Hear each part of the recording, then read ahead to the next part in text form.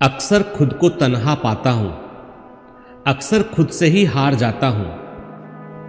कोई मेरा अपना नहीं, किसी को मेरी परवाह नहीं। क्या मैं बेमानी हूं? क्या मैं अर्थहीन हूं? जब भी ऐसे प्रश्न मेरे मन में उठते हैं, जब भी ऐसे प्रश्न मेरे मन में उठते हैं, तब तब कदम मेरे संघर्ष की ओर बढ़ते हैं। मुझे मालूम है कि आज यदि मैं रुक गया तो समझो कि हार गया। मुझे मालूम है कि आज यदि मैं रुक गया तो समझो कि हार गया। पर यदि चलता रहा तो समझो कि मुश्किलों के पार गया। पर यदि चलता रहा तो समझो कि मुश्किलों के पार गया। तकलीफें मेरी कुछ पलों की हैं, तकलीफें मेरी कुछ पलों की हैं, पर जीत मेरी युगों की है, पर जीत मेरी युगों की है।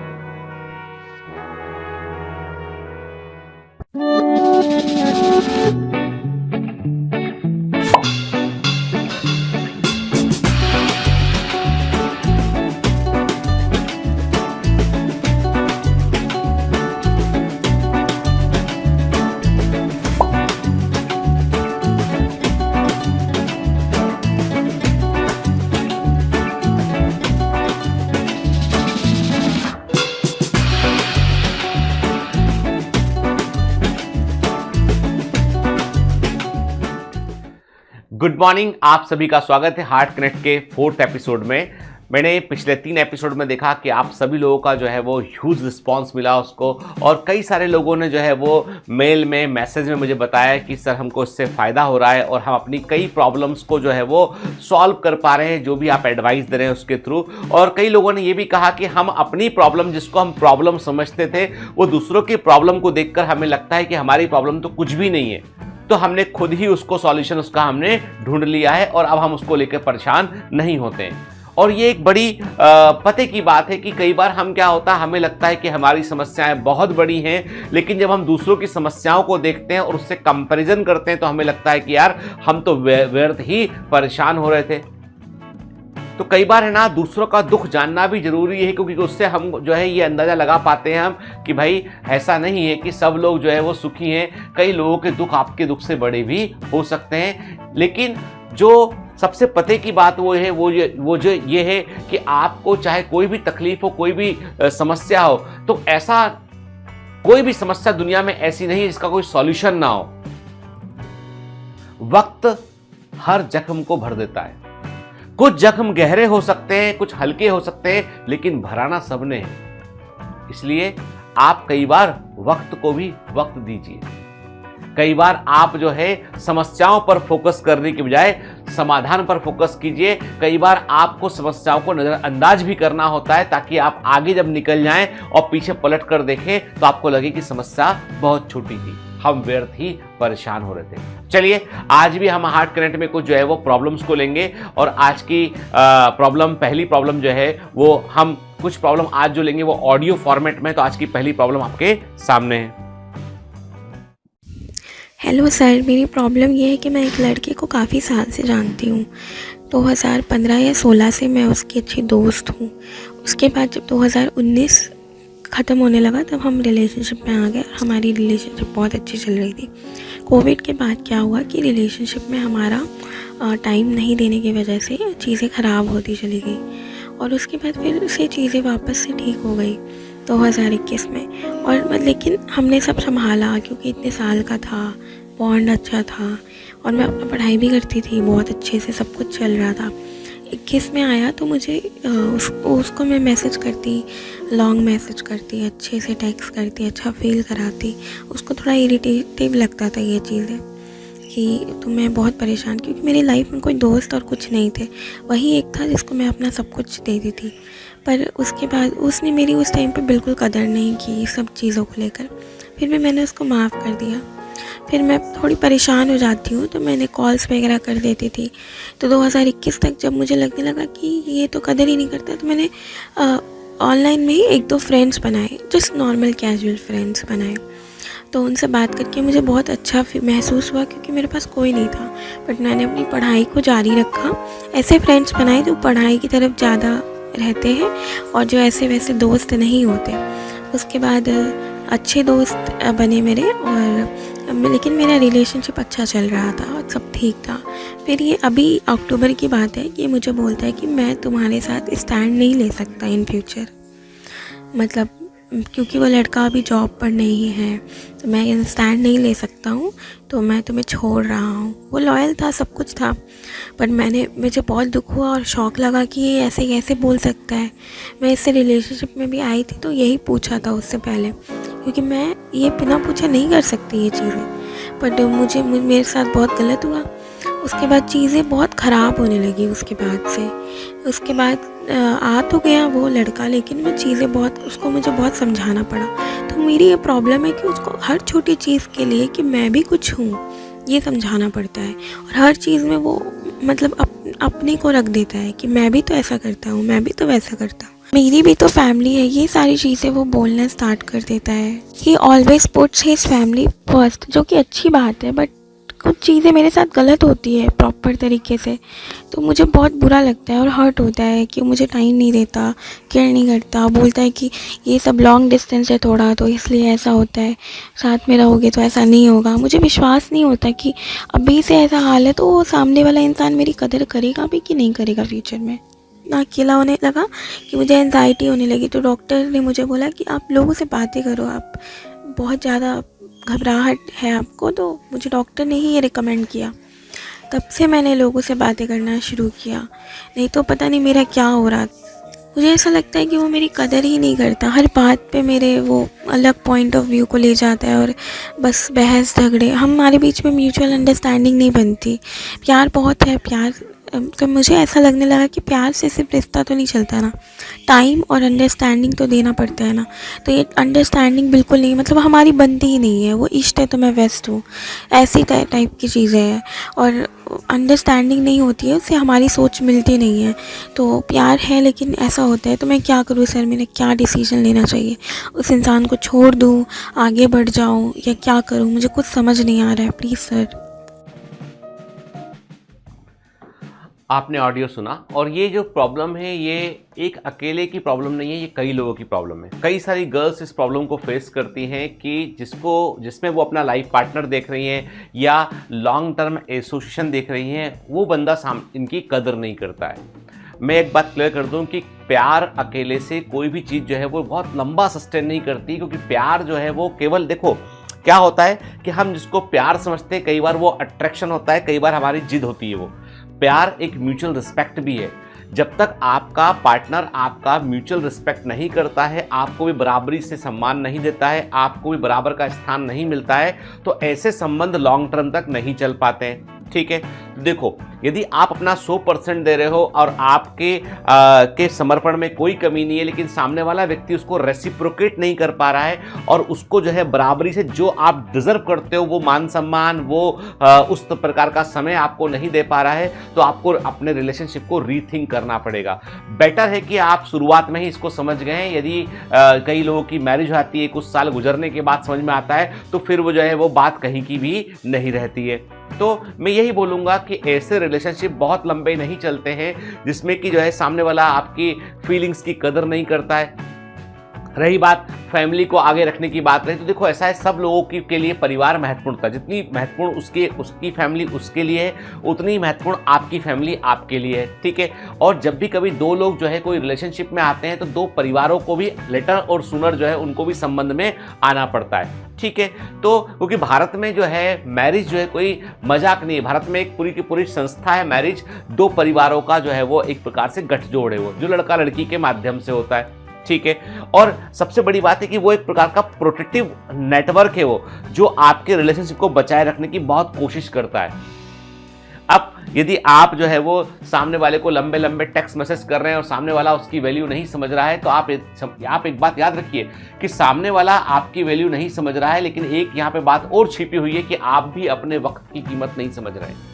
You are not even understanding your importance, कि तुम कौन हो, कि क्या तुम्हारा जन्म और तुम्हारा जो है वो पूरा जीवन इसी चीज के लिए बना है? नहीं ना।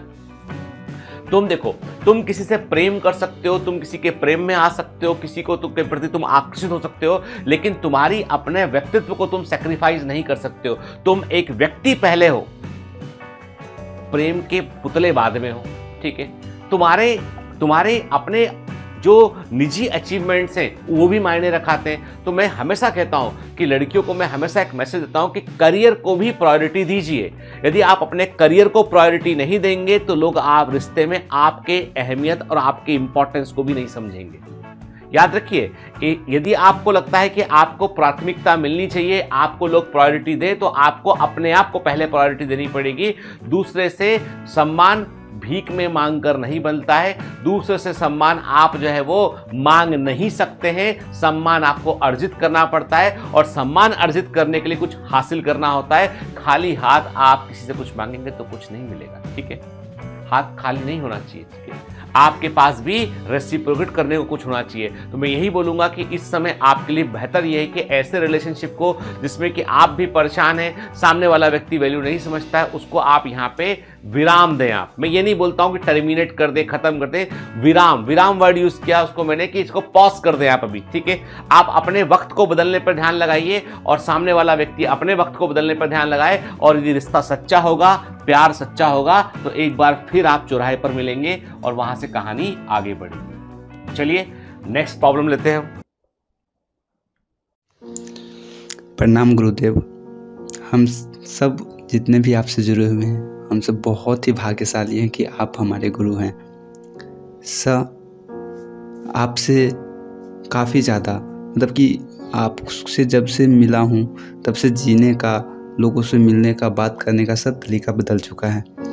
लेकिन सर आज एक प्रॉब्लम के बारे में मैं बात कर रहा हूँ आपसे कि मैं BSc zoology honours second year में हूँ और नीट की तैयारी कर रहा हूँ 3 साल से सर। बट पहले मैंने उतना पढ़ाई नहीं किया जिसके कारण मैं सिलेक्शन नहीं ले पाया।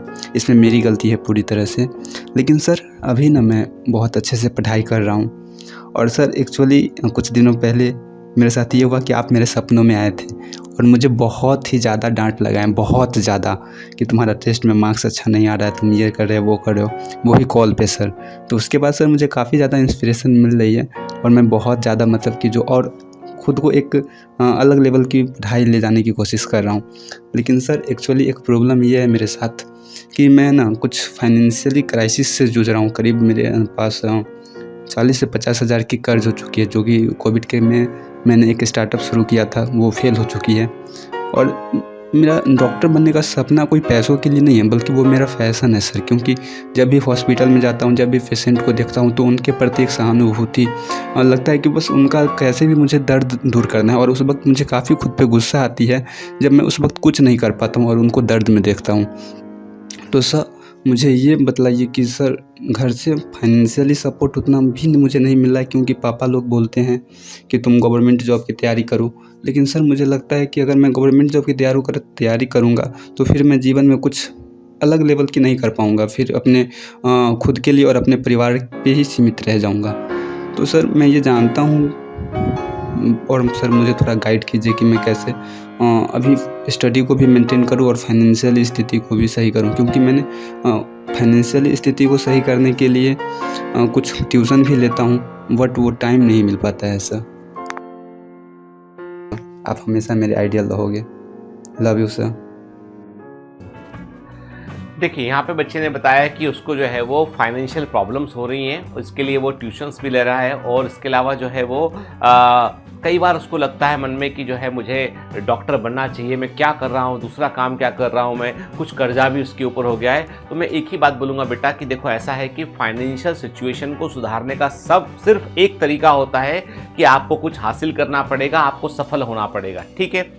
क्या होता है कि फाइनेंशियल सिचुएशन जो है जब भी कभी बिगड़ती है ना, तो एक विशेष साइकिल चलता है। आप समझते हैं विशेष साइकिल का मतलब क्या होता है? विशेष साइकिल का मतलब होता है एक दुष्चक्र, कि इसमें फंसते चले जाते हो आप। आपकी फाइनेंशियल कंडीशन खराब है, इसलिए आप ठीक से नहीं पढ़ पा रहे, इसलिए आप कुछ बड़ा हासिल नहीं कर पाएंगे। फाइनेंशियल कंडीशन वीक रहेगी तो आप अपने सपनों को पूरा नहीं कर पाएंगे, अपनी मनचाही चीजें नहीं कर पाएंगे, आप परेशान रहेंगे, ठीक से काम नहीं कर पाएंगे, फाइनेंशियल कंडीशन वीक रहेगी, एंड सो ऑन। ये चक्र पूरी जिंदगी चलता रहता है। और इस चक्र से बाहर निकलने का तरीका क्या है? तरीका यह है कि आपको हायर एनर्जी लेके अगले ऑर्बिट में जाके घूमना पड़ेगा। याद रखिए, इलेक्ट्रॉन पढ़ते ना हम लोग के एनर्जी लेके इलेक्ट्रॉन अगले ऑर्बिट में चला जाता है। ठीक है, आपको यदि दूर तक जाना है तो आपको प्रेजेंट सिनेरियो से बाहर निकलना पड़ेगा, एस्केप वेलोसिटी आपको बढ़ानी होगी। और अब आप बोलोगे सर कैसे बढ़ाएं हम? तो जो काम तुम कर रहे हो ना कि बच्चों को ट्यूशन पढ़ाकर, तुम जो है छोटे बच्चों को 5th 6th 7th के बच्चों को ट्यूशन पढ़ाकर तुम यदि जो है वो कुछ पैसे अर्न करते हो अपनी पढ़ाई के लिए, याद रखिए दो प्रकार से चीजें होती है। कई लोग ट्यूशन पढ़ाते पढ़ाते जो है वो स्कूल टाइम में ही वो टीचर बन जाते हैं, तो वो मत कीजिए। यदि आपका नीट का सपना है तो उस पर फोकस मत कीजिए। आप सिर्फ अपनी पॉकेट मनी निकालने पर कि मेरी पढ़ाई के पैसे मुझे मिल जाए उतना ही समय लगाइए। कि आपने कहा कि मैं 2 घंटे का रोजगार करूंगा और उस 2 घंटे में इतना कमाऊंगा जिससे मेरी पढ़ाई लिखाई का खर्चा हो जाए, उस पर फोकस कीजिए।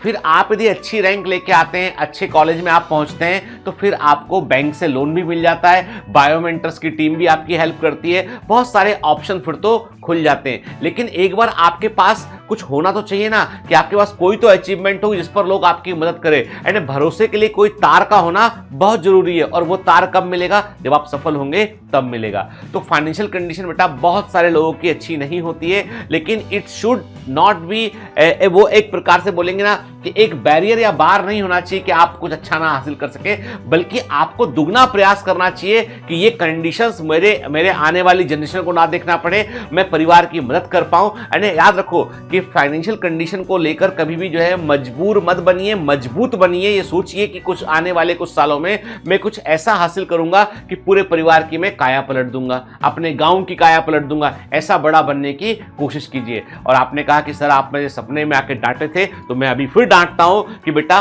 परेशान मत हो, तू पढ़ाई पर फोकस कर, अच्छा हासिल कर, फिर सब लोग ना तेरी मदद करने के लिए, हम सभी लोग जो है वो मिलकर तुम्हारी मदद करेंगे। तुम चिंता नहीं करो, लेकिन एक बार कुछ हासिल तो करो बेटा, है ना। अच्छे कॉलेज तक पहुंचो, अच्छी जगह तक पहुंचो, फिर मदद करने के लिए अपने आप आपके लिए हाथ जुड़ते चले जाएंगे, यानी लोग जुड़ जाएंगे आपसे आपको मदद करने के लिए। ठीक है, चलिए तीसरी प्रॉब्लम लेते हैं हम।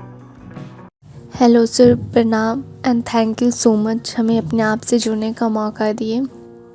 मैं आपसे 2-3 ईयर से कनेक्टेड हूँ, बट मैं ऑफिशियल कमांडो इस ईयर से बनी हूँ और आपसे इस तरह से बॉन्डिंग हो गया। अगर आपका मॉर्निंग मोटिवेशनल वीडियो नहीं आया तो हमारा दिन शुरू नहीं होता है।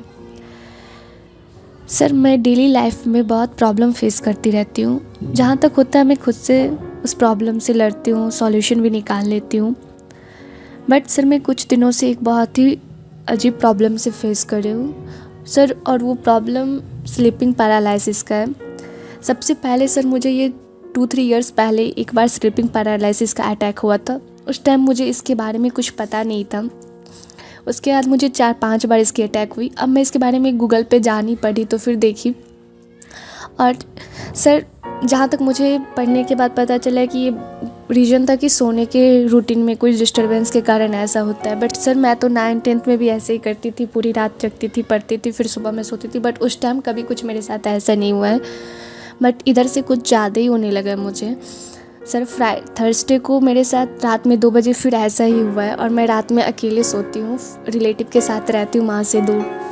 और सर मैं बहुत ज़्यादा थर्सडे को रात में डर गई थी कि अचानक कहीं किसी दिन मेरे साथ कुछ हो ना जाए इस कारण से। और मेरे पास कोई आइडिया नहीं कि मैं किससे प्रॉब्लम ये शेयर करूँ, किससे सॉल्यूशन मांगूँ, क्योंकि घर में कोई ख़ास उतने इस बैकग्राउंड से है नहीं, और ना ही तो घर का उतना ही इकोनॉमिक स्टेटस है जो किसी स्पेशलिस्ट डॉक्टर से इसके बारे में पूछ सकूँ, कुछ सॉल्यूशन ले सकूँ।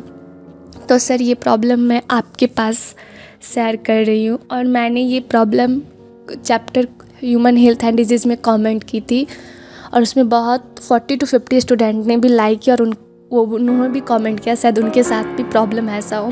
बट मेरा बैड लक कि आपके पास हमारी ये कमेंट पहुंची नहीं, हमें और उसका सॉल्यूशन नहीं मिला। बट सर अगर आप इस हार्ट कनेक्ट सेशन के थ्रू मेरे इस प्रॉब्लम का सॉल्यूशन देखें तो बहुत बहुत सर धन्यवाद, और मेरी एक बहुत ही बड़ी टेंशन दूर हो जाएगी sir. Thank you so much sir, again and again. एक बहुत ही अच्छा क्वेश्चन, जेन्युइन क्वेश्चन, जो वाकई में कई सारे लोग जो है इस प्रॉब्लम को फेस करते हैं। स्लीप पैरालिसिस जो है एक बड़ा one of the very common problem है, जिसको कई सारे लोग फेस करते हैं। कुछ लोग उसको समझ नहीं पाते हैं, कुछ समझ जाते हैं, कुछ बतला नहीं पाते हैं कि क्या हुआ उनके साथ। ठीक है, उनको लगता है कि उनको हाथ पैर नहीं हिला पा रहे हैं, जग आधे अर्ध जागृत अवस्था में होते हैं, ठीक है, और एक अजीब सी कंडीशन होती है, डर मन के अंदर बैठ जाता है।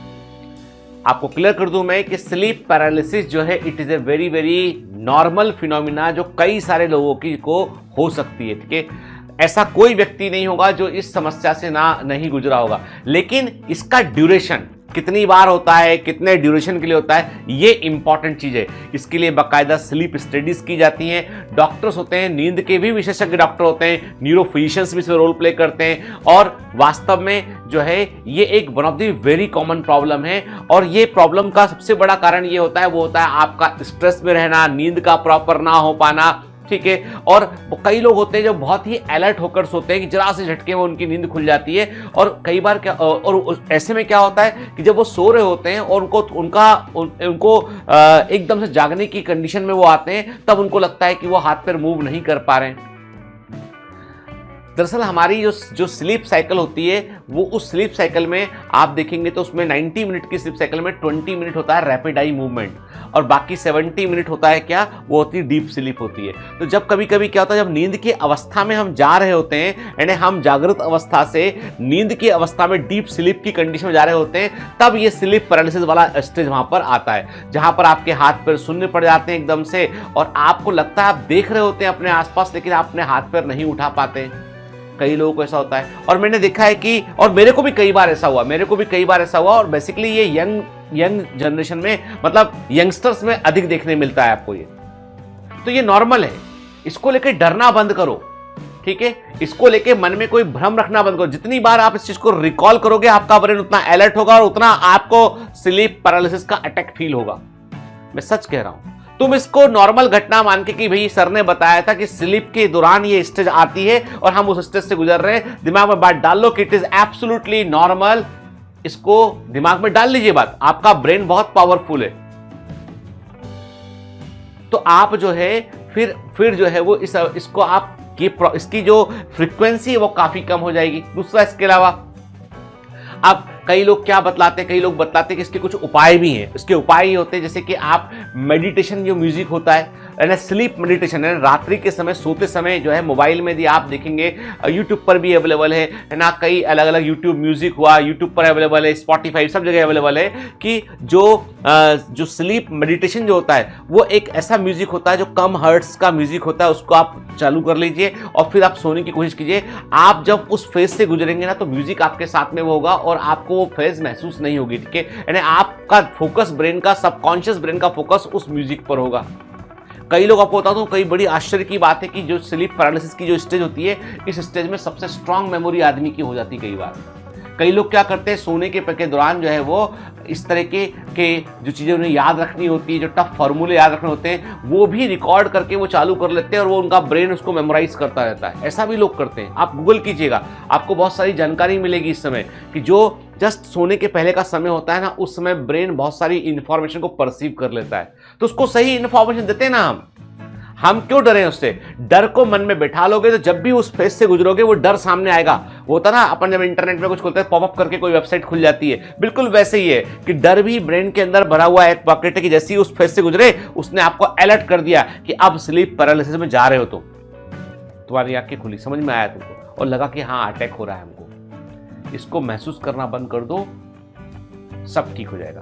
और यदि तब भी नहीं कंट्रोल में आता, तब भी आपको लगता है फ्रीक्वेंसी ज्यादा है, सर हम बहुत डर रहे हैं, तो फिर आपको बेटा न्यूरो फिजिशियन को दिखाना पड़ेगा, आपको स्लीप स्टडी भी करानी होगी आपको, ठीक है। तो ये नॉर्मल है, डरने की आवश्यकता बिल्कुल भी नहीं है। मन में भय होगा तो बार बार ये चीजें सामने घटेंगी, भय हटा दीजिए, नॉर्मल रहिए, दूसरे उपाय अपनाइए। आप देखिए स्लीप पैरालिसिस से बचने के बहुत सारे उपाय ऑलरेडी गूगल पर अवेलेबल है। मैं सबसे अच्छा मानता हूं उसमें वो है कि आप जो है वो स्लीप मेडिटेशन का म्यूजिक ऑन कर लें, 15 मिनट का टाइमर लगा के, और उसके बाद आप देखिए कि जो है आपको बाकायदा अच्छे से नींद आएगी और आप इस फेज से बाहर निकल जाएंगे। चलिए नेक्स्ट प्रॉब्लम लेते हैं। Sir, I'm your official commando, Focus Batch 2023. Sir ये मेरा सेकेंड अटैम्प्ट है नीट का, और यही मेरा लास्ट अटैम्प्ट भी है। सर मैं एक लड़की के साथ रिलेशनशिप में थी।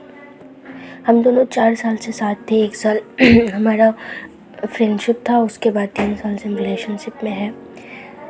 लेकिन सर कुछ दिन पहले मैंने अपने पापा को, हमारे आस पड़ोस में ही किसी ने लव मैरिज किया डिफरेंट कास्ट का, तो उनका रिएक्शन देख के मुझे, मेरा कॉन्फिडेंस बहुत डाउन हो गया कि कल को हमारे बारे में भी वो ऐसे ही रिएक्ट करेंगे। तो सर मैं अपने पापा से थोड़ी फ्रेंडली हूँ, तो मैंने उनको सब बता दिया।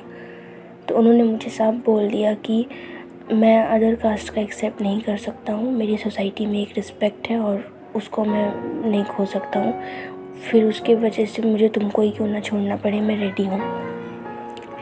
सर पापा की ये सब बातें सुन के अब मैंने उससे ब्रेकअप तो कर लिया, पर सर हमको बहुत प्रॉब्लम हो रहा है।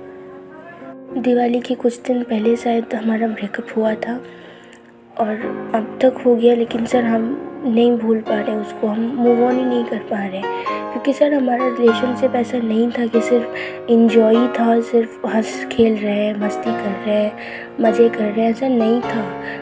सब मेरे को बोल रहे हैं कि बात करना बंद कर दी हो, अब भूल जाओगी। बात तो सर हम तब भी नहीं करते थे, क्योंकि हम नीट का प्रिपरेशन कर रहे थे, तो हमारी बात ही नहीं होती थी। पूरे दिन में अगर 10 मिनट भी बात हो गई ना तो बहुत होती थी, लेकिन फिर भी हमारे दिल में एक तसल्ली थी कि हम साथ हैं। हम नहीं उतने मज़े नहीं करते थे, हम कभी घूमने नहीं गए हैं। हम अगर कॉलेज में किसी काम से जाते थे तो ही उससे मिलते थे, अदरवाइज़ नहीं। और इस बात से उसको भी कोई प्रॉब्लम नहीं थी। हम दोनों के घर करीबन 15-20 मिनट की दूरी पे है, लेकिन फिर भी हम दोनों लॉन्ग डिस्टेंस में ही थे, हम नहीं मिलते थे ज़्यादा।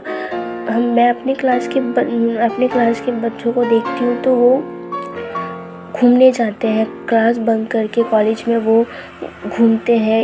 यहाँ तक कि इंटरनल का एग्ज़ाम होता था तब भी वो एग्ज़ाम नहीं दे के वो घूमने चले जाते थे। इस लेवल तक का वो ऐसे करते थे, लेकिन हमारा ऐसा नहीं था। हम 3 साल से साथ हैं, लेकिन ऐसा कभी नहीं है सर। वो ऐसा नहीं था कि मैं उसको भूल जाऊँ, लेकिन हम पापा से भी बहुत प्यार करते हैं, अपने पापा मम्मी से, और मेरे मम्मी पापा भी मेरे से बहुत ज़्यादा प्यार करते हैं। लेकिन सर अभी भी वो यही चाहते हैं कि मैं पढ़ लिख के कुछ बनूं, और मैं भी यही चाहती हूँ, लेकिन सर वो ये नहीं चाहते हैं कि मैं लव मैरिज करूँ।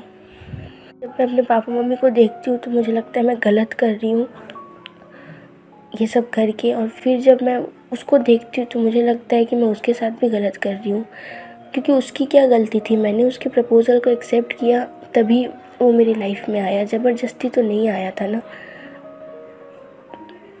सर। एक को पकड़ रही हूँ तो दूसरा मेरे हाथ से छूट रहा है, हमको गिल्टी फील हो रहा है, हमको समझ में नहीं आ रहा है कि हम क्या करेंगे। दोनों को बहुत तकलीफ़ हो रही है। पिछले 1 महीने से हम दोनों ने बात नहीं किया एक दूसरे से। मैंने अपने सारे ये से उसको मैंने ब्लॉक कर दिया है, लेकिन सर फिर भी हम नहीं रह पा रहे। सारे फ़ोटो सब कुछ डिलीट कर दिया मैंने, लेकिन फिर भी मैं उसको नहीं भूल पा रही हूँ सर। वो मेरे पढ़ाई के बीच में कभी नहीं आया, इनफैक्ट वो मेरी पढ़ाई में मेरी हेल्प ही करता था। पूरे दिन का रिकॉर्ड लेना कि मैंने लेक्चर्स किए कि नहीं किए, डीपीपी में कितने क्वेश्चन गलत किए, कहाँ गलत किया, वो चेक करता था। ऐसा नहीं था हमारा रिलेशनशिप कि सिर्फ मज़े ही हैं और बात ही किए जा रहे हैं। इसीलिए मुझे बहुत प्रॉब्लम हो रही है उसको भूलने में। हम एक्सेप्ट ही नहीं कर पा रहे अपनी रियलिटी को। सर हम क्या करें, आप प्लीज़ मुझे कुछ डायरेक्शन दिखाइए। ये मेरा 2nd टाइम है कि मैं आपको मेल कर रही हूँ सर। प्लीज़ मेरे क्वेश्चन को लीजिए सर, प्लीज़। Thank you. देखिए, ये प्रॉब्लम भी बहुत कॉमन प्रॉब्लम है। मैं एक बात क्लियर कर दूं कि इंटरकास्ट मैरिज जो है उसका विरोध होता है कई जगह पर, हम सब जानते हैं। स्पेशली जो है उत्तर प्रदेश, बिहार में या ग्रामीण क्षेत्रों में, कस्बाई हिस्सों में आज भी जो है इसको एक्सेप्ट नहीं किया जाता है। लेकिन आपको बताऊं मैं, सबसे अधिक विरोध किन लोगों की इंटरकास्ट मैरिज का होता है?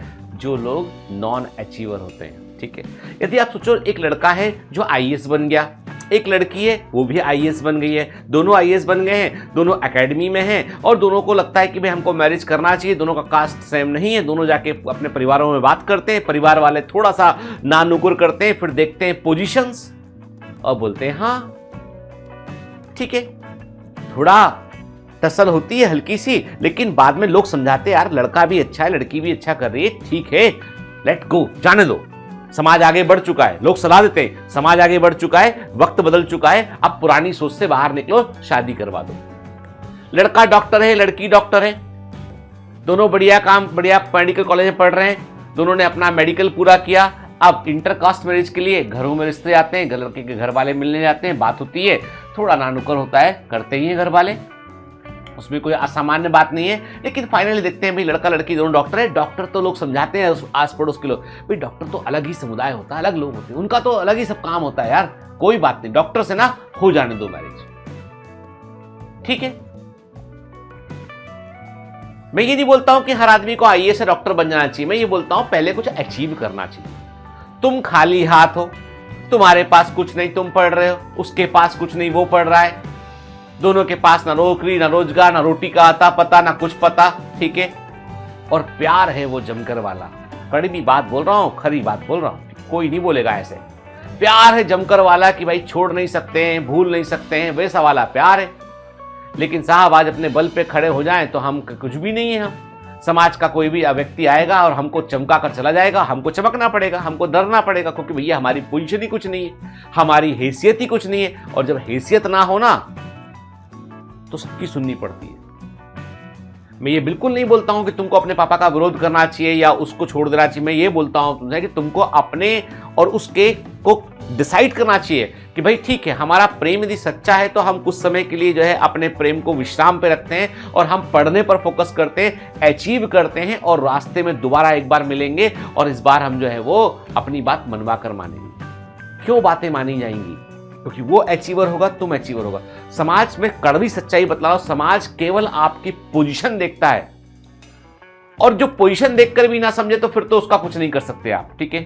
पोजीशन जो है वो आपको एक स्टेबिलिटी देती है, आपकी बात को रखने का आपको मंच देती है। यदि आप किसी पोजीशन पे नहीं है तो आप अपनी बात नहीं रख पाएंगे, आप अपनी बात नहीं रख पाएंगे तो आपको दूसरों की बातें माननी ही पड़ेंगी। किसी को ब्लॉक कर देने भर से, उसके फोटो डिलीट कर देने भर से दिल में कोई थोड़ा ना बटन है कि हमारे दिल में एक रिफ्रेश का बटन है कि लगा दिया और ठक से आदमी का गायब के रिफ्रेश कर दिया उसका और हिस्ट्री डिलीट, कौन था क्या था, अगली बार देखा तो भाई साहब कौन है आप। तो दिमाग तो हमारे दिल में थोड़ी ना ऐसा कोई बटन है हमारे दिल और दिमाग में, नहीं ना, ठीक है। अब क्या ये प्यार सब सच्चे हैं? मैं मान सकता हूं इसमें से कई सारी लव स्टोरी जो है वो सच्ची होती है, आगे तक पहुंचती है, लेकिन एक अच्छी लव स्टोरी क्या होना चाहिए जहां पर तमाम संघर्ष और मुश्किलों के बावजूद आपको सफलता मिले। थोड़ी मुश्किलें आई कि हम अपने घुटने टेक दिए, ना हम पढ़ रहे हैं ना पढ़ने दे रहे हैं, और हम भी परेशान, सामने वाला भी परेशान, और घर वाले वो भी परेशान। तो क्या बेहतर तरीका है बेटा? बेहतर तरीका यह है कि तुमको अपने करियर पर फोकस करना चाहिए। आप बोलोगे सर आप टीचर आदमी हो, हमेशा करियर की बात करते हो, टीचर विचर नहीं। मैं कह रहा हूं आपसे, डिसीजन लेने की क्षमता जब तभी तुम में होगी जब तुम अपने पैरों पर खड़े होगे। मैं पुराना एक किस्सा बतलाता हूं कि मेरा एक जानने वाला, एक दोस्त नहीं बोलूंगा मैं, मेरे बीच वाले भाई का दोस्त था। वो मेरा दोस्त नहीं था, उसका दोस्त था। वो लड़का जो है उसको किसी से प्यार हो गया, जब वो फर्स्ट ईयर सेकेंड ईयर कर रहा था, बीएससी का था, प्यार हो गया और जो है वो उसने इंटरकास्ट मैरिज कर ली, उसने भागकर शादी कर ली उसने। अब लड़का करता क्या था? लड़का तो सेकेंड ईयर बीएससी में था, लड़की क्या करती थी? लड़की भी सेकेंड ईयर बीएससी में थी, लेकिन घर वालों को मालूम चला, घर वालों ने विरोध किया कि मिला मत करो, तो उन दोनों ने भागकर इंटरकास्ट मैरिज कर ली। अब लोग कहां जाए? लूटकर वापस घर आए तो घर वालों ने कहा ठीक है एक्सेप्ट कर लेते हैं। अब जाएगा कहां? ये लड़का तो अपना ही है, पैसे चाहिए हो पिताजी से मांगना पड़ेंगे। नई शादी हुई है, वाइफ को कहीं लेके जाना है, बाहर कुछ खाने जाना है, कुछ दिलाना है सामान, मम्मी पापा से पैसे मांगो। बाहर जाके कुछ काम करते हैं तो बहुत थोड़े से पैसे आते हैं, क्योंकि डिग्री पूरी नहीं, कुछ आता ही नहीं है। फाइनली क्या हुआ कि फाइनली घर वालों ने ऐसी सिचुएशन क्रिएट कर दी कि फाइनली उन दोनों को एक दूसरे को छोड़ना पड़ा। दोनों जो है वो छोड़ दी एक दूसरे को, और इस पूरे में लड़की के साथ तो बहुत ही बुरा हुआ और लड़का भी जो है वो इमोशनली डिस्टर्ब हो गया। हमेशा के लिए उसने हार मान ली कि मैं तो कुछ जिंदगी में कर ही नहीं सकता हूं। वही दूसरी कहानी, मेरी कहानी, मेरी भी इंटरकास्ट मैरिज है, अपने पैरों पे खड़ा था, डॉक्टर था, बढ़िया काम कर रहा था, अपनी कार से गए, ससुर जी से जाके मिले, जाके बताया कि भैया ऐसा ऐसा है। अब बोलो हाँ की ना? बोले ना। हमने कहा ना ठीक है, मुझसे बेहतर ढूंढ लो, फिर बात कर देंगे दोबारा।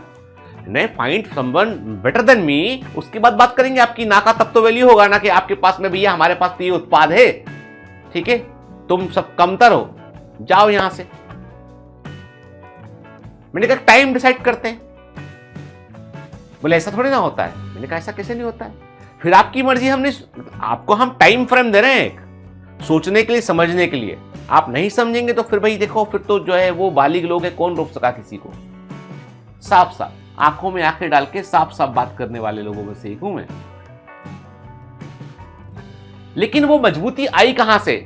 फाइनेंशियल कंडीशन से, अपनी पोजीशन से, अपनी डिग्री से, उससे आए।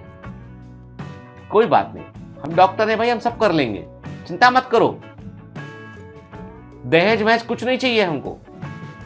जिस जोड़ कपड़ा पहनी होगी उसी जोड़ में आ जाएगी, काम हो जाएगा। ठीक है, ठीक है, हो गई शादी। कुछ नहीं चाहिए, 1 रुपया नहीं चाहिए हमको। Believe me, not a single rupee. ये मजबूती कहां से आती है? जब कुछ हासिल करो वहां से आती है। तो भाई जिंदगी में है ना, कुछ हासिल करने के लिए, कुछ पाने के लिए, समाज से कुछ लेने के लिए तुमको पहले तो अपनी पोजीशन खड़ी करनी पड़ेगी। तुम कोई पोजीशन में हो ही नहीं हो और तुम चाहते हो समाज तुम्हारी बात मान ले, पिताजी भी बात मान ले, मां भी बात मान ले, उसके भी परिवार वाले बात मान ले। कैसे? किसी को तो कुछ करना पड़ेगा ना। प्यार हमेशा जो है फर्जी नहीं होता है, कह के भी नहीं होता है, बस हो जाता है। सच्चा है कि झूठा है वक्त बतलाता है। समय के साथ जो फेंट पड़ गया वो नकली था, समय के साथ जो बढ़ गया वो असली था। तो मैं कहता हूं आपसे कि आप सिर्फ और सिर्फ अपनी पढ़ाई पर, अपने करियर पर फोकस करें। इस समय आप उसको भी ये बात समझाएं कि देखो ये कोई परमानेंट बंद नहीं है, ये सिर्फ इतना सा है कि तुम इस पोजीशन में पहुंचो कि तुम जिस दिन मेरे घर पर आओ, मेरे पिताजी को ना करने के लिए बहाना खोजना पड़े। क्या खोजना पड़े? बहाना। मेरे पिताजी को तुम्हें ना करने के लिए पहले बहाना खोजना पड़े कि मैं कैसे ना करूं इस लड़के को, सिर्फ जाति के आधार पे। तो भैया ऐसा है कि जाति के आधार पे तो सुप्रीम कोर्ट भी कहती, कोई किसी को रोक ना पाया आज तक, नहीं रोक सकते आप। समाज में उनकी स्थान है, पोजीशन है, तो तुम्हारी पोजीशन उससे बड़ी होना चाहिए कि समाज बोले नहीं नहीं साहब आपकी पोजीशन रहने दो, इनकी पोजीशन देखो पहले। समाज के लोग पिताजी से बोले कि साहब भाई साहब अब अपनी पोजीशन हो गई पुरानी, अब इनकी पोजीशन देखो जरा, तो कुछ तब तो कुछ बात बनेगी ना बेटा। आई बात समझ में? ठीक है, मैं बिल्कुल खरी बात कहता हूं। कई लोगों को बात पर चुप जाती है, अरे सर ऐसा बोल दिया आपने हमारे बारे में। हाँ, हम तो सलाह लेने आए थे और हमको 4 बातें चिपका ओढ़ दिया आपने। ठीक है, देखो बेटा, आज यदि आप मेरी कड़वी बात सुनकर आप सही डिसीजन लेंगे ना, तो जीवन भर समाज आपको कड़वी बात नहीं बोल पाएगा। आज मैं मीठी बात बोल दूंगा ना, तो जीवन भर समाज आपको कड़वी बातें सुनाएगा। ठीक है, चलिए आज का लास्ट प्रॉब्लम लेते हैं। सर, मैं आपसे अपने एंगर इश्यूज़ के बारे में बात करना चाहती हूँ और मैं चाहती हूँ कि आप मुझे कोई सॉल्यूशन बताएं इस बात का। सर, एक्चुअली मैं 10-11 साल की थी, तब से अभी मैं 21 ईयर्स की हूँ। तो मैं 10-11 साल की थी तब सर हमारे घर की सिचुएशन काफ़ी ख़राब थी। मतलब मेरे पापा हमें बिना बताए जम्मू चले जाया करते थे। मैं, मेरा भाई और मेरे मम्मा को लुधियाना में ही छोड़ के। तो मतलब घर पे काफ़ी फाइनेंशियली दिक्कत आने लगी, तो मम्मा ने डिसाइड किया कि वो काम करेंगे और हमें, मतलब मैं और मेरा भाई, हम दोनों दिन में अकेले रहते थे। तो सर फाइनेंशियल इश्यूज़ होने की वजह से और पापा लोगों से कर्ज़ा पकड़ लेते थे, इन चीज़ों की वजह से सर मम्मा और पापा के बीच में फ्रीक्वेंटली झगड़े रहते थे। हर दूसरे दिन झगड़ा होता था। तो सर एक तो मैं खुद भी छोटी थी, फिर मुझ पे भाई को संभालने की रिस्पॉन्सिबिलिटी भी आई। और सर तब तो मतलब एक बच्चे को क्या फ़ील होता है कि वो अकेला है या लोनली फ़ील होना उसको। बट सर वो चीज़ फ़ील होने लगी जब दिन भर आप अकेले रहो और शाम को जब मम्मा पापा आएँ और वो भी झगड़ा करे, सिर्फ आपसे कोई बात नहीं, कोई इंटरेक्शन नहीं। तो सर धीरे धीरे वो चीज़ मेरे मन में बिल्डअप होने लगी कि नहीं, मैं अकेली हूँ, मैं अकेली रह रही हूँ। तो सर इन चीज़ों का गुस्सा भी मेरे मन में धीरे धीरे बढ़ने लगा। मैं किसी को कुछ कहती ही नहीं हूँ घर पे, ठीक है। मैं ये नहीं चाहती कि मेरे मन से ऐसी ऐसी कुछ बातें निकलें जो बुरी लगें, बिकॉज़ वो मेरा नज़रिया उन चीज़ों को देखने का, इसलिए हर चीज़ वो मन में भरी रहना और गुस्सा, मुझे हर चीज़ का, काफ़ी चीज़ें मम्मा पापा ने ऐसी भी की हैं जो मुझे गलत लगती हैं, बट उन चीज़ों का सिर्फ गुस्सा मेरे मन में है। मैं ना उन्हें कुछ कह सकती हूँ, ना मैं उस गुस्से को ख़त्म कर पा रही हूँ। काफ़ी बार मैं सोचती हूँ कि मैं गलत हूँ और मैं रूडली बिहेव करती हूँ घर वालों से। सर कितने साल ऐसे ही चलता रहा, झगड़े होते थे मम्मा पापा के, और मैं अपने भाई को इस चीज़ों से बचा के रखती थी, उससे दूर रखती थी कि वो मम्मा पापा के झगड़े से दूर रहे, उसमें ना इन्वॉल्व हो। यही रीज़न है कि वो मेरे से ज़्यादा मतलब उनके क्लोज़ है, क्योंकि उसने कभी वो साइड देखी नहीं जो मैंने देखी। उसको हमेशा मैंने उस साइड से दूर ही रखा। तो सबको ऐसा लगता है कि मैं सेल्फ सेंटर्ड हूँ, मैं रूडली बिहेव करती हूँ, मेरे में एटीट्यूड है, बट सर एक्चुअली ऐसी बात नहीं है। बात यह है कि इतने साल इनका झगड़ा देख के तो मैंने ये चीज़ अपने आप में बिल्डअप की कि मुझे फ़र्क नहीं पड़ता। एक फिज़िकली सब ठीक है, तो उसके अलावा कुछ प्रॉब्लम है अगर, तो मुझे कोई फ़र्क नहीं पड़ता। बट सर जो चीज़ों का गुस्सा, जिसकी वजह से मैं ऐसा खुद को बनाया मैंने, वो चीज़ों का गुस्सा सर आज भी है मन में, वो मैं ख़त्म नहीं कर पाती हूँ। कभी कभी सोचती हूँ कि मैं रूडली बिहेव करती हूँ, मैं गलत हूँ, बट सर जितना मैं कोशिश करती हूँ कि मैं अच्छे से बिहेव करूँ, कुछ ना कुछ ऐसी बात हो जाती है कि फिर वो गुस्सा सामने आ जाता है। क्योंकि सर कभी इतनी कम्युनिकेशन नहीं रही, कम्युनिकेशन गैप बहुत है, थॉट्स का गैप बहुत है, ना वो मुझे समझ पाते हैं, ना मैं समझाने की कोशिश करती हूँ, क्योंकि मुझे उम्मीद नहीं है कि वो समझेंगे। सर बस मैं चाहती हूँ कि मेरे मन में उनके लिए गुस्सा ख़त्म हो, जो मैं नहीं कर पा रही हूँ। वो बैड एक्सपीरियंसेस जो कभी रहे पास्ट में, जिनकी वजह से मेरी लाइफ भी अफेक्ट हुई है, मैं चाहती हूँ मैं उनसे ऊपर उठूँ, अच्छी एक डॉक्टर बनूँ, बहुत बड़ी डॉक्टर बनना चाहती हूँ, कुछ करना चाहती हूँ लाइफ में, बहुत सपने हैं, बट सर एक वो गुस्सा है जो मन में, वो मैं ख़त्म नहीं कर पाती हूँ कभी भी, और वो मुझे बहुत बुरी तरह इफ़ेक्ट करता है। प्लीज़ सर मेरी हेल्प कीजिए, मुझे बताइए कैसे उन बैड एक्सपीरियंसेस को पीछे छोड़ूं, उस गुस्से को मन से ख़त्म करूं। प्लीज़ सर मेरी हेल्प कीजिए।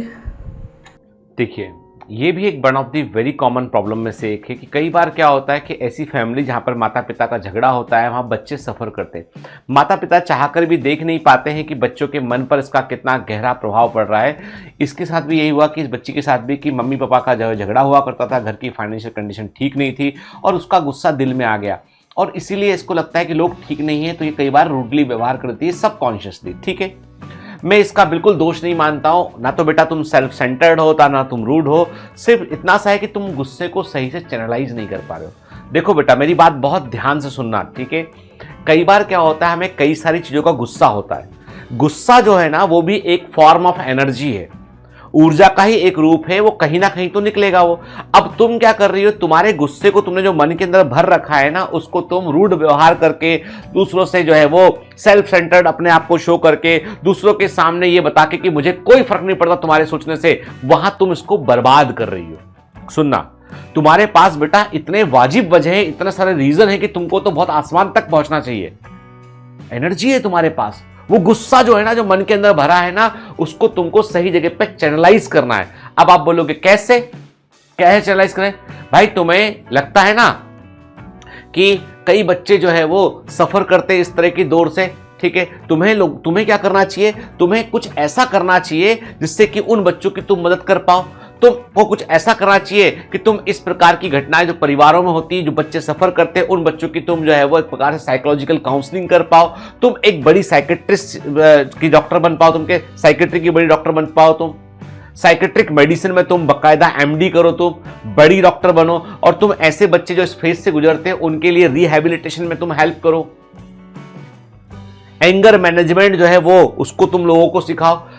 खुद का जो गुस्सा होता है ना, उस गुस्से को ताकत बना लो और दूसरों के लिए काम करो कि दूसरे उस इश्यू से ना गुजरे। तुम्हें अपने गुस्से को चैनलाइज करना होगा। देखो बेटा, ये उन दो लोगों की मैरिड लाइफ थी। अपने माता पिता को एक सेपरेट व्यक्ति के तौर पे देखो कि मम्मी पापा दो सेपरेट व्यक्ति हैं, इन दोनों ने शादी किया, इन दोनों का नहीं बन पा रहा था आपस में, ये दोनों झगड़ा कर रहे थे। हम लोग जो है वो तो उत्पाद थे, हम लोग तो हम तो प्रोडक्ट थे। शादी हुई, हमारा उत्पाद के रूप में हमारा जन्म हो गया। अब ये उत्पाद क्यों भुगते? यानी आपको वो लीगेसी कैरी नहीं करनी है। तुमको गलत लगता था तो छोड़ दो उसको, कि तुमको जिंदगी में ये बात याद रखना है कि ये सब काम मुझे नहीं करना है। राइट डाउन दीज लेसन्स कि भैया झगड़ा नहीं करना है, ठीक है, अपने आप को इस प्रकार से कष्ट नहीं देना है, बच्चों को ऐसा सफर नहीं कराना है। लेकिन तुम तो खुद सफर कर रही हो। तुमने क्या सीखा उससे? तुमने ये सीखा उससे कि हाँ ये दोनों झगड़ा कर रहे थे तो मैं रूड बन जाऊं, मैं सेल्फ सेंटर्ड अपने आप को शो करूं, मैं जो है वो लोगों से व्यवहार करने में कतराऊं, मुझे कोई फर्क नहीं पड़ता है वाला एटीट्यूड लेके जाओ। नहीं, you should become a healer, not a sufferer. You should become a healer. अपने आप को हील करने वाला बनाओ, सफरर मत बनाओ, ठीक है। Stop playing victim card. नहीं, तुम विक्टिम हो ही नहीं हो यार, वो दोनों अब लड़ रहे थे आपस में, तुम सिर्फ दर्शक थी वहां पे, ठीक है।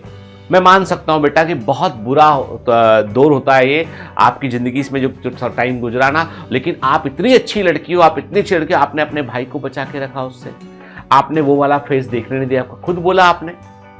तो आपसे अच्छा तो कोई इंसान नहीं हो सकता बेटा, आपसे अच्छा कोई इंसान हो ही नहीं सकता है। लेकिन इतनी सी फर्क है बस बात का कि तुम्हारे गुस्से को तुम सही जगह पर चैनलाइज नहीं कर पा रहे हो, और तुमने जिस दिन इस गुस्से को सही जगह पर लगा के चैनलाइज कर दिया, तुमने उन छोटे इशू से ऊपर उठ गई। तुम क्या किया उन लोगों ने, जाने दो, लेट गो, ठीक है। अब मेरे को गुस्सा इस बात का है कि ये जो जिंदगी इन्होंने गुजारी, वैसी जिंदगी मुझे नहीं गुजारनी है। मुझे बेहतर हैप्पी लाइफ गुजारनी है, दूसरों के लिए अच्छा करना है। इसलिए मैं इस गुस्से को एक नया रूप देती हूं, इस गुस्से को मैं इकट्ठा करती हूँ और पढ़ने में लगाती हूँ, पढ़ने पे पूरा गुस्सा निकालती हूँ कि टेस्ट में टॉप क्यों नहीं किया, क्यों मैंने अच्छा स्कोर नहीं किया, क्यों मैं एग्जाम में टॉप नहीं करती हूँ। अपने आप पे गुस्सा होती हूँ कि मैंने आज कम पढ़ाई क्यों की। खुद पे गुस्सा हो, अपने लक्ष्य के लिए गुस्सा हो, और समाज को बदलने में भूमिका निभाओ। बेटा तुमसे अच्छा कोई इंसान नहीं है। तुमने जो वक्त गुजारा बुरा था, मानता हूं मैं, लेकिन उसकी छाया तुम्हारे वर्तमान पर नहीं पड़ना चाहिए। चलिए आज इतना ही हार्ट कनेक्ट में। और मुझे आप लोगों की समस्याएं जब मैं सुनता हूं, देखता हूं, तो मुझे लगता है बहुत ही ऐसी जेन्युइन टाइप की समस्याएं आती हैं जो कई सारे लोग उसको फेस कर रहे होते हैं। और मेरा प्रयास यही है हार्ट कनेक्ट से कि थोड़ी बहुत भी मदद आपको मिल पाती है तो बेटा ये मेरा सौभाग्य है कि कोई बच्चा, एक बच्चे को भी, एक व्यक्ति के भी जीवन पर यदि इससे कोई फर्क पड़ता है तो ये मेरे लिए बहुत गौरव वाली बात है।